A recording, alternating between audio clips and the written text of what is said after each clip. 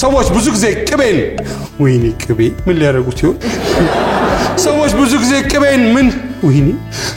ወይኔ ቅቤ ብቻውን አገኙት ምንድናችሁ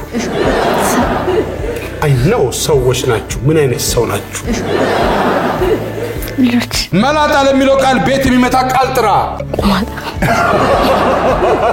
ብዙ ወጪ የሚያስወጣ ድግስ ምን ታውቃለህ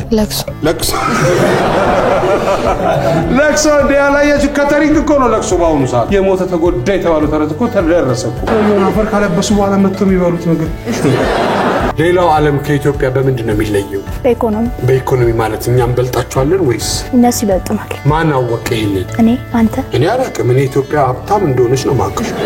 ኢትዮጵያ ሰዎች ብዙ ጊዜ ቅቤን ምን ላይ አድርገው ሲበሉ ታያለ ዳቦ ላይ አይተጣቃል ሳብ ቅቤ ሊን ቅቤ ደና ያው እንዲህ ሲያረጋት እንደፍሪቱ ላጥፋል ይሄ ቅቤ መላጣ ለሚለው ቃል ቤት የሚመጣ ቃል ጥራ ሰዎች ፖሊስ ጣቢያ በምን ምክንያት ሊሄዱ ይችላሉ ተጣልተው ነው በቃ ሰው ፖሊስ ጣቢያ ዝም ብሎ መሄድ አይችልም ደህና ነኝ ብሎ ያሳወቀ ማለት ነው